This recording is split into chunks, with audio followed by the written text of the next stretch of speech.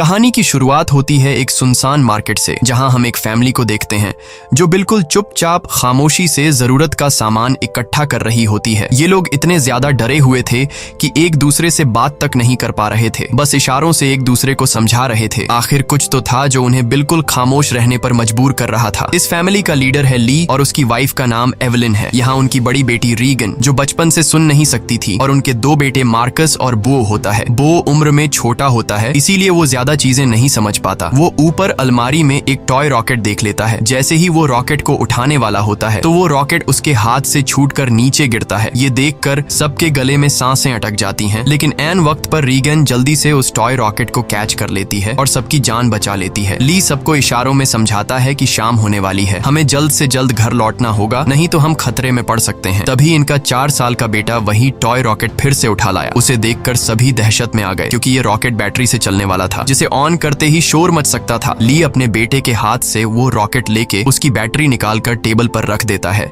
इसके बाद वो सभी घर के लिए निकलने लगे, लेकिन बो उस रॉकेट को साथ ले जाने की बार बार जिद कर रहा था। इसलिए रीगन चुपके से इस बिना बैटरी वाले रॉकेट को उसके हाथ में थमा देती है और वो भी स्टोर से बाहर आ गई। पर तभी उस बच्चे ने रॉकेट की बैटरियां भी उठा ली। इसके बाद ये चारों लाइन से घर की तरफ निकल पड़े। तब हम देखते हैं कि रोशनियों से चमकने वाला ये शहर कभी गाड़ियों के शोर और इंसानों की भीड़ से भरा रहता, मगर आज ये शहर पूरी तरह से वीरान और सन्नाटे में डूबा हुआ है। यहाँ इंसान तो दूर बल्कि परिंदों की भी आवाज नहीं सुनाई देती। हर तरफ एक खौफनाक सी खामोशी छाई हुई है। पूरी दुनिया में अब कमतर ही लोग जिंदा बचे हैं, जिनमें ये 5 लोग भी शामिल हैं। यहाँ हम देखते हैं कि उन्होंने लाइन से अपने घर तक रेत बिछाया हुआ है और ये लोग इस पर नंगे पांव चल रहे थे ताकि कदमों की भी आहट न हो। वहीं मासूम बो रीगन के पीछे था। वो रॉकेट को लेकर बहुत खुश था। तभी बो ने रॉकेट में बैटरी लगाकर उसे ऑन कर दिया, जिससे उस रॉकेट में म्यूजिक बजने लगा। रीगन सुन नहीं सकती थी, इसलिए आवाज पर उसका ध्यान ही नहीं गया, लेकिन जब ली और एवलिन ने उसे सुना तो वो दोनों बहुत ज्यादा घबरा गए। तभी अचानक घने जंगलों के बीच से निकलकर गोली की रफ्तार से भागता एक खौफनाक मॉन्स्टर बो की तरफ बढ़ने लगा। ली जल्दी से खिलौने को बंद करने के लिए बो की तरफ तेजी से दौड़ता है, लेकिन तब तक बहुत देर हो चुकी थी। वो मॉन्स्टर बो को अपने साथ ले गया। उसके बाद हमें 1 साल के बाद का सीन दिखाया जाता है। ली और उसकी फैमिली ने इस हालात में जीना सीख लिया था। ली ने अपने घर में एक रिसर्च रूम बना लिया था, जहां उसने उस मॉन्स्टर के बारे में पूरी जानकारी हासिल कर ली थी। यहाँ हमें पता चलता है कि वो खौफनाक मॉन्स्टर जो बिल्कुल धीमी सी आवाज को भी कई किलोमीटर दूर से डिटेक्ट कर लेता है। अच्छी बात ये थी कि वो मॉन्स्टर पूरी तरह से अंधे थे, लेकिन उनकी सुनने की ताकत इतनी तेज थी कि वे हवा में जरा सी वाइब्रेशन और धीमी से धीमी आवाज को भी महसूस कर सकते थे। अगर कोई इंसान जोर से सांस भी ले तो उसे भी महसूस करके ये मॉन्स्टर बिजली की रफ्तार से उसकी ओर दौड़ पड़ते थे और उस इंसान को कुछ ही सेकंड में खत्म कर देते थे। साथ ही साथ इन मॉन्स्टर्स की चमड़ी लोहे से भी ज्यादा मजबूत थी, जो उन्हें बंदूक की गोली और किसी भी हथियार से प्रोटेक्ट करती थी। दरअसल आज से 1 साल पहले ये मॉन्स्टर स्पेस से आए एक मेट्रॉइड के जरिए इस धरती पर आए। ये मॉन्स्टर्स इतने ज्यादा तेज रफ्तार थे कि कुछ ही वक्त में ये पूरी धरती में फैल गए और इस दुनिया से लगभग सभी इंसानों का नामो निशान मिटा दिया। इन मॉन्स्टर्स से बचने का सिर्फ एक ही तरीका था, और वो था बिल्कुल शांत रहना, जो कि ली और उसकी फैमिली ये राज जान चुके थे। इसलिए उन्होंने खुद की पूरी तरह से सेफ्टी कर ली थी। ली ने अपने घर के चारों तरफ सीसीटीवी कैमरास लगा दिए थे ताकि मॉन्स्टर के आने की खबर उनको लग सके। साथ ही उसने सीढ़ियों और रास्ते में कदम रखने वाली जगह पर एक खास तरह के निशान लगाए थे ताकि उन क्रीचर्स को उनकी पैरों की आहट भी ना आ सके। और ली ने अपने घर में एक अंडरग्राउंड बंकर भी बनाया था, जहां ये इन मॉन्स्टर्स पर रिसर्च करता था। उसने ये भी पता लगा लिया था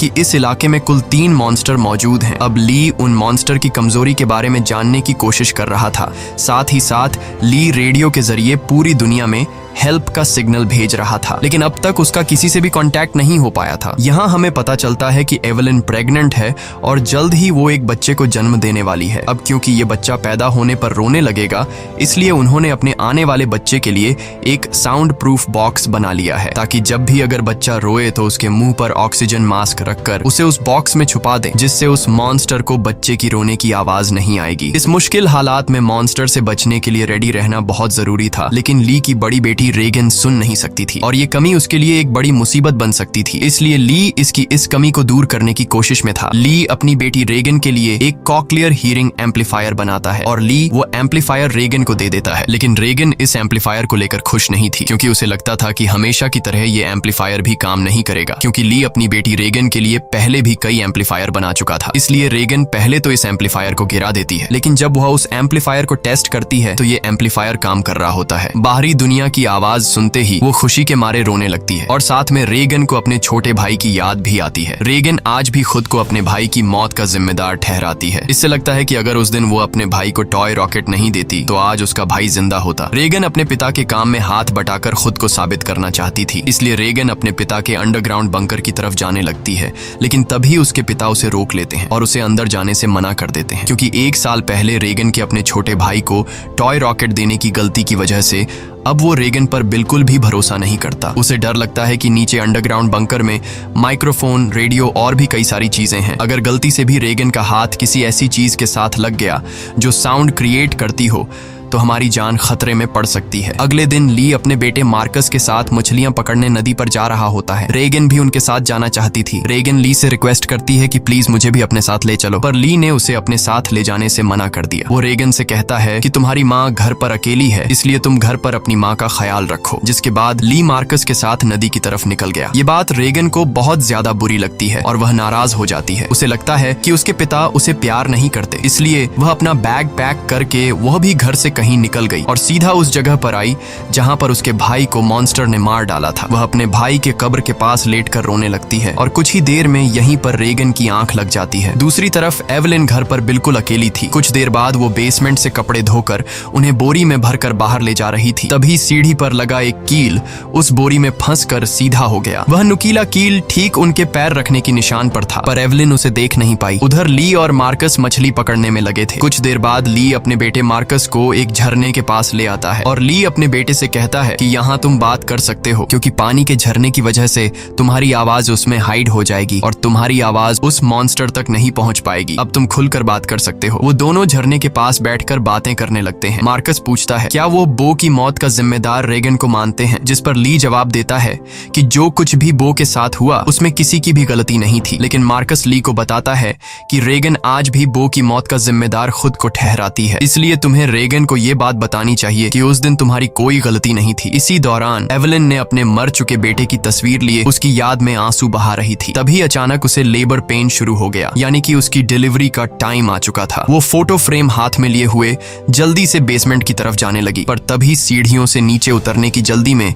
उसका पैर उस नुकीले कील पर धंस गया। एवलिन दर्द से तड़प उठी, पर उसने अपने मुंह से आवाज नहीं निकाली, लेकिन उसके हाथ से उसके बेटे का फोटो फ्रेम छूट गया और तेज आवाज के साथ नीचे गिरकर टूट जाता है। एवलिन ने जैसे तैसे करके अपने पैर को खींचकर उस कील से बाहर निकाला। इस दौरान उसे इतनी तकलीफ हुई कि उसका चेहरा पूरी तरह से लाल हो गया, लेकिन वो खुद पर काबू रखते हुए अपने मुंह से आह तक नहीं निकालती, क्योंकि उसे पता था कि आवाज निकालने का मतलब अपनी मौत को दावत देना है। वो लंगड़ाती हुई नीचे आकर लाइट का स्विच ऑन करती है, जिससे बाहर रेड लाइट जल पड़ी। अब वो वापस ऊपर की तरफ लौटने लगी, पर तभी उसने कुछ देखा जिससे उसके गले में सांस अटक गई। असल में वो मॉन्स्टर उसके घर तक पहुंच चुका था। दरअसल जब एवलिन के हाथ से वो फोटो फ्रेम गिर गया था तो उस आवाज को मॉन्स्टर ने सुन लिया था। डर से कांपती एवलिन दीवार के पीछे छिप गई। दूसरी तरफ ली और मार्कस मछलियां पकड़कर घर वापस लौट रहे थे। तभी दूर से उन्होंने देखा कि घर के चारों ओर रेड लाइट जल रही है। ली समझ गया कि एवलिन खतरे में है। वह तुरंत घर की तरफ भागा। उधर बेसमेंट में छिपी एवलिन डर के मारे कांप रही थी और वो मॉन्स्टर उसे घर के हर एक कोने में ढूंढ रहा था। तभी एवलिन को बेसमेंट में एक टाइमर मिला। यहाँ एवलिन समझदारी से काम लेते हुए उस टाइमर में कुछ सेकंड्स का टाइम सेट करके उसे एक कोने में रख देती है और जल्दी से एक दूसरे कोने में आकर चुप जाती है। इतने में वो मॉन्स्टर वहाँ हलचल महसूस कर लेता है और वो धीरे धीरे उस हलचल वाली जगह की तरफ बढ़ने लगा। वो एवलिन के काफी करीब था। एक तो एवलिन को लेबर पेन हो रहा था और दूसरा उस मॉन्स्टर का डर था, लेकिन एवलिन अपने आप को पूरी तरह से कंट्रोल करके बिल्कुल चुपचाप बैठ जाती है। तभी टाइमर में अलार्म बजा, जिसे सुनते ही वो मॉन्स्टर तेजी से उस डायरेक्शन में भागा। मौके का फायदा उठाते हुए एवेलिन जल्दी से अंडरग्राउंड बेसमेंट से बाहर निकली, पर वो जैसे ही मेन डोर से बाहर निकलने वाली थी तो उसने देखा कि एक और मॉन्स्टर घर के बाहर यहाँ वहाँ घूम रहा है। इसलिए एवेलिन वहीं पर दीवार के साथ छिप गई। उधर ली मार्कस के साथ दूर से ये सब कुछ देख रहा था। ली समझ गया कि अगर मैं अपनी बीवी को बचाने के लिए घर पर जाऊंगा तो मैं अपनी बीवी को बचाने के बजाय हम दोनों की जान जा सकती है, क्योंकि उस मॉन्स्टर की बॉडी इतनी सख्त है कि उसे बंदूक से मार पाना इम्पॉसिबल है। इसलिए वह अपने पहले से बनाए हुए एक प्लान पर काम करने लगा। ली ने जल्दी से मार्कस को टॉर्च दिया और उसे जल्दी फ्लेयर रॉकेट चलाने को कहा, जो उन्होंने घर से दूर एक जगह पर पहले ही वहां सेट कर रखे थे। जिसके बाद मार्कस तेजी से रॉकेट की तरफ भाग निकला। दूसरी तरफ एवेलिन ऊपरी मंजिल में मौजूद बाथ टब में भाग आई थी। वह बहुत ज्यादा तकलीफ में थी। अब वह और ज्यादा देर तक बच्चे को रोक नहीं सकती थी। वह बस बच्चे को जन्म देने ही वाली थी कि उसकी सिसकियों की आवाज को महसूस करता हुआ वो मॉन्स्टर बाथरूम के करीब आ चुका था। एवेलिन को समझ आ चुका था कि अब जिंदा बच पाना नामुमकिन है। तभी उधर मार्कस ने रॉकेट्स चला दिए, जिससे आसमान में तेज आवाज के साथ फ्लेयर्स शुरू हो गईं, जिसे सुनकर वह मॉन्स्टर एवेलिन को यहीं पर छोड़कर तेजी से उस आवाज की तरफ भागा। और उसी पल दर्द को दबाए बैठी एवेलिन जोर से चीख पड़ी, जिसकी आवाज रॉकेट्स के शोर में दब जाती है। ये रॉकेट्स का शोर और लाइट्स दूर से रेगन भी देख लेती है और वह घर की तरफ निकल पड़ती है। थोड़ी देर बाद ली बंदूक लेकर घर के अंदर आया। उसने देखा कि सीढ़ियों पर पैरों के खून के निशान लगे हुए हैं। वह उन निशानों का पीछा करते हुए बाथरूम तक पहुंच जाता है। वहां पहुंचकर वह देखता है कि बाथ टब खून से लाल है। वह समझ गया कि एवेलिन भी उस मॉन्स्टर का शिकार हो चुकी है। वह आंसू बहाता हुआ वहीं बैठ गया, पर तभी शावर रूम के कांच पर किसी ने हाथ रखा। वह कोई और नहीं बल्कि एवेलिन ही थी। एवेलिन ने इस मुश्किल हालात में भी खुद को संभाल कर एक बेटे को जन्म दिया था। एवेलिन को जिंदा पाकर ली की आंखें खुली की खुली रह गईं। अब इससे पहले कि बच्चे की रोने की आवाज आती, ली तुरंत एवेलिन और बच्चे को उठाकर अंडरग्राउंड रूम में ले आया, जिसके बेसमेंट में उन्होंने बच्चे के लिए साउंड प्रूफ बॉक्स बनाया था। लेकिन बेसमेंट में घुसने से पहले ही बच्चे ने रोना शुरू कर दिया, जिसे सुनकर वो मॉन्स्टर तेजी से उनकी ओर आने लगा। ली जल्दी से अंडरग्राउंड रूम में घुसा और दरवाजे को एक मोटे मैट्रेस से ढक दिया। ली ने फौरन बच्चे के मुंह पर ऑक्सीजन मास्क लगाया और उसे बॉक्स में बंद कर दिया, जिससे उसके रोने की आवाज बंद हो गई। तब जाकर उन दोनों ने राहत की सांस ली। यहाँ ली अपनी वाइफ एवेलिन को बताता है कि मैं इन क्रीचर्स की कमजोरी जान चुका हूँ। अब जल्द उनके लिए मैं एक औजार तैयार करने वाला हूँ, जिससे ये क्रीचर्स हमारा कुछ नहीं बिगाड़ पाएंगे। इसी दौरान दूसरी ओर रेगन भी घर लौट रही थी। तभी उसे खेतों के बीच एक लाइट जलती हुई नजर आई। रेगन जल्दी से उस लाइट के पास आने लगी, लेकिन वह इस बात से अनजान थी कि एक मॉन्स्टर उसकी कदमों की आहट से उसके पीछे चलता आ रहा था। जैसे ही वह मॉन्स्टर रेगन को मारने के लिए उसके काफी करीब आया, तभी अचानक रेगन की कान की मशीन से एक नुकीली और तेज फ्रीक्वेंसी निकलने लगी। इस नुकीली आवाज से वो मॉन्स्टर तड़पने लग जाता है, जैसे ये आवाज उस मॉन्स्टर के कान के अंदर सुई की तरह चुभ रही हो। इस आवाज को ये मॉन्स्टर ज्यादा देर तक बर्दाश्त नहीं कर पाता और जल्दी वहां से भाग गया। वहीं यह आवाज रेगन के कानों को भी चुभ रही थी, पर जैसे ही वह मॉन्स्टर वहां से भागा, रेगन के कान में तकलीफ बंद हो गई। लेकिन रेगन को समझ नहीं आया कि आखिर उसके कान की मशीन ने ऐसा क्यों किया। वह इस पर ज्यादा ध्यान न देते हुए लाइट के पास पहुंच जाती है। तभी उसने पाया कि वो रोशनी एक टॉर्च की थी। जैसे ही रेगन उस टॉर्च को उठाने गई, तभी अचानक किसी ने उसका हाथ पकड़ लिया। वो कोई और नहीं बल्कि मार्कस था, जो डर से कांपता हुआ यहाँ छिपा हुआ था। अपनी बहन को देख मार्कस की घबराहट दूर हो गई। वह रेगन से कहता है कि मैं झाड़ियों से तुम्हें छुपकर देख रहा था। तुम्हारे पीछे वो मॉन्स्टर भी आ रहा था, लेकिन पता नहीं वह मॉन्स्टर तुम्हारे करीब आते ही अचानक भाग गया। ये सुनकर रेगन बहुत ज्यादा डर जाती है, क्योंकि उसे ये भी पता नहीं था कि उसके पीछे मॉन्स्टर आ रहा है। वही दूसरी तरफ एवेलिन को अपने बच्चों की चिंता हो रही थी। वो ली से कहती है, मुझे डर लग रहा है कि कहीं उस मॉन्स्टर ने मेरे बच्चों को खा नहीं लिया हो। तुम जल्दी से मेरे बच्चों को ढूंढ लाओ। इसीलिए ली अंडरग्राउंड रूम में अपनी वाइफ और बच्चे को सुलाकर वहां से बाहर निकलता है। पहले वह यहाँ वहां खतरा ढूंढने लगता है, मगर अब वह मॉन्स्टर भी वहां से जा चुका था। पर उसने पूरा घर तहस नहस कर दिया था, जिससे वहां मौजूद पानी का एक पाइप भी टूट गया था और पानी सीधा नीचे अंडरग्राउंड रूम में जा रहा था। लेकिन ली का इस पर ध्यान नहीं गया और वह बच्चों को ढूंढने खेतों की ओर निकल पड़ा। इस दौरान उधर मार्कस और रेगन अनाज रखने वाली टंकी के ऊपर छिपे हुए थे और आग लगा लेते हैं, ताकि इस आग को देखकर उनके पिता यहाँ आ जाए। ली भी अपने बच्चों को यहाँ वहां ढूंढने लगता है। कुछ देर बाद पानी के शोर से एवेलिन की आंख खुल जाती है। उसने देखा कि पूरा बेसमेंट पानी से भर चुका था। पानी ऊपर से झरने की तरह बहकर नीचे आ रहा था। इतने में एवेलिन की नजर अपने बच्चे की बॉक्स पर पड़ी। वह बॉक्स खुला हुआ था, पर वहां से बच्चे की जरा सी भी आवाज नहीं आ रही थी। एवेलिन जैसे ही बॉक्स के पास जाने लगी, तभी उसे बॉक्स के पास ही सामने से एक मॉन्स्टर नजर आया। उसे देखकर एवेलिन बहुत ज्यादा घबरा गई। एवेलिन को लगा कि शायद मॉन्स्टर ने उसके बच्चे को खा लिया है, क्योंकि एवेलिन को वह बॉक्स तो नजर आ रहा था, लेकिन वह बॉक्स उससे काफी दूर था, इसलिए वह बॉक्स के अंदर देख नहीं सकती थी कि बच्चा अभी भी जिंदा है या फिर मॉन्स्टर ने उसे खा लिया। इसलिए वह धीरे धीरे बॉक्स की तरफ बढ़ने लगी। तभी वो मॉन्स्टर भी पानी में उतर जाता है। लेकिन एवलिन जब बॉक्स के करीब पहुंची तो उसने देखा कि उसका बच्चा सही सलामत है। खुशकिस्मती से बच्चे ने आवाज नहीं किया था, जिस वजह से उसकी जान बच गई थी। वह अपने बच्चे को लेकर एक कोने में आकर चुपचाप खड़ी हो गई, पर वो मॉन्स्टर मौत बनकर एवलिन के पास ही मंडरा रहा था। अगर बच्चे के मुंह से जरा सी भी रोने की आवाज निकलती तो उनकी मौत पक्की थी। दूसरी ओर रेगन और मार्कस अपने पिता का इंतजार करते करते थक चुके थे। रेगन को लगता है कि उनके पिता उन्हें बचाने के लिए नहीं आएंगे। अब वह अकेले ही घर जाना चाहती थी, लेकिन मार्कस को अपने पिता पर पूरा यकीन था। अपनी बहन को जाता देखकर मार्कस उसे रोकने की कोशिश करता है, लेकिन जैसे ही वह अपनी बहन को रोकने के लिए आगे बढ़ता है तो अनाज की टंकी का दरवाजा खुलकर वह उसके अंदर गिर जाता है। गिरते वक्त मार्कस के मुंह से तेज आवाज निकल जाती है, जिसे सुनते ही वह मॉन्स्टर जो एवलिन को घर में ढूंढ रहा था वह फौरन उस आवाज के पीछे भाग पड़ा, जिससे एवलिन तो बच गई, लेकिन अब मार्कस की जान खतरे में पड़ गई थी। अनाज से भरी वो टंकी दलदल की तरह थी, जिसके अंदर फंसा मार्कस बाहर आने के लिए जितना जोर लगा रहा था उतना ही वह उसके अंदर धंसता जा रहा था। यहाँ रीगन टंकी का दरवाजा तोड़कर उसे नीचे अनाज में फेंक देती है और खुद भी नीचे टंकी में कूद जाती है। मार्कस जैसे ही अनाज में डूबने वाला था, रीगन उसे पकड़कर बाहर निकाल लेती है और ये दोनों दरवाजे के ऊपर बैठ जाते हैं, जिससे उनकी जान बच जाती है। लेकिन इन दोनों की हलचल को मॉन्स्टर ने सुन लिया था, इसलिए वो मॉन्स्टर खेत के रास्ते से तेजी से होते हुए टंकी की तरफ बढ़ता है। ली मॉन्स्टर को तेजी से टंकी की तरफ जाता हुआ देखकर समझ जाता है कि उसके दोनों बच्चे अनाज के टंकी के पास हैं। रीगन ने मार्कस की जान तो बचा ली थी, लेकिन उसका कोई फायदा नहीं होने वाला था, क्योंकि इतने शोर शराबे के बाद मौत का साया तेजी से उनकी तरफ बढ़ रहा था। अगले ही पल वो मॉन्स्टर भी टंकी के अंदर कूद पड़ा। वो उन दोनों को मारने के लिए जैसे ही आगे बढ़ा, तभी रीगन की कान की मशीन से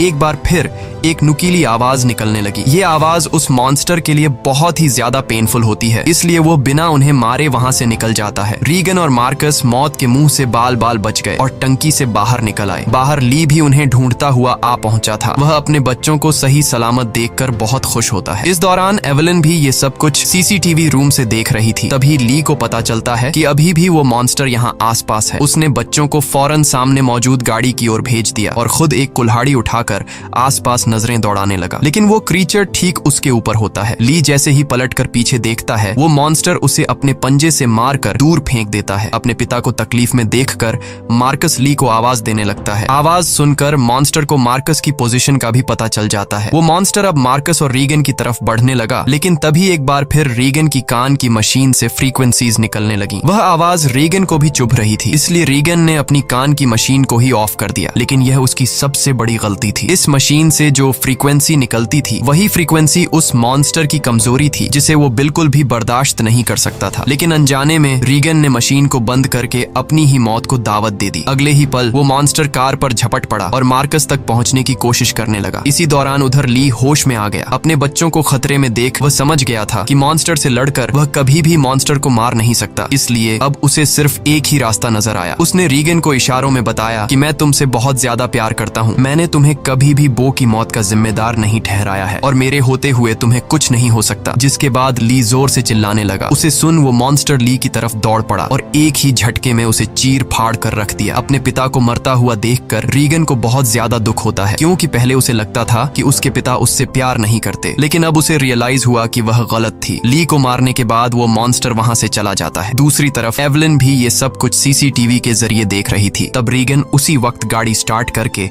अपने भाई के साथ घर आ पहुंचती है। एवलिन ने अपने बच्चों को सही सलामत देखते ही सीने से लगा लिया। तभी एवलिन ने देखा कि वो मॉन्स्टर एक बार फिर से उनकी तरफ आ रहा है। इसके बाद ये लोग जल्दी से घर के अंदर चले जाते हैं, जहां मार्कस और रीगन अपने छोटे भाई को देखते हैं। रीगन देखती है कि उसके फादर उसके कोक्लियर इम्प्लांट के लिए कितनी मेहनत कर रहे थे। अब वो अपने फादर को बहुत ज्यादा मिस करने लगती है। कुछ देर बाद वह मॉन्स्टर उनके घर घुस आया। एवलिन यहाँ बंदूक तान कर उसके सामने खड़ी हो गई। एवलिन के पास बंदूक तो थी, पर वह जानती थी कि उसकी गोली उस मॉन्स्टर की मोटी खाल का कुछ नहीं बिगाड़ सकती, इसलिए अब उन्हें अपनी मौत अपनी आंखों के सामने नजर आ रही थी। लेकिन जैसे ही ये मॉन्स्टर उन लोगों को मारने के लिए आगे बढ़ा, तभी अचानक रीगन के कान में तकलीफ होने लगी। लेकिन दूसरी तरफ उसने देखा कि वो मॉन्स्टर भी अचानक तड़पने लगा। यानी जैसे ही रीगन के कानों में तकलीफ शुरू हुई, तभी दूसरी तरफ वो मॉन्स्टर भी उससे कई गुना ज्यादा तकलीफ महसूस करने लगा। रीगन समझ जाती है कि उसके कान में लगी मशीन जो उसके पिता ने बनाई थी, उसका इस मॉन्स्टर के साथ कोई कनेक्शन है। तभी रीगन का ध्यान अपने पिता के रिसर्च पर गया, जिससे रीगन को पता चला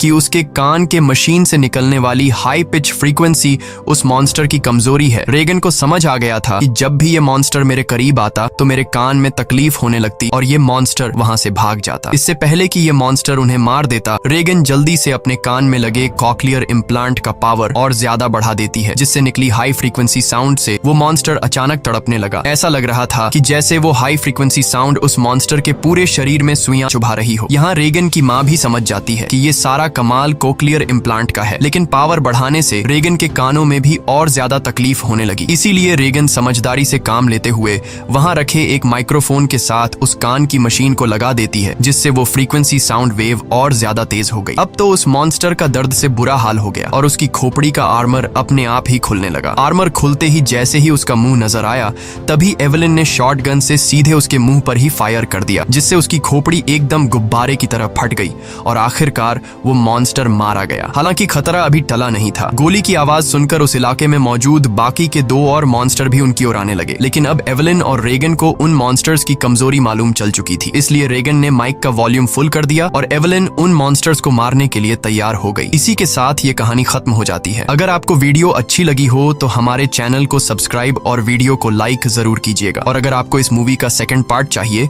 तो नीचे कमेंट में पार्ट 2 लिखें।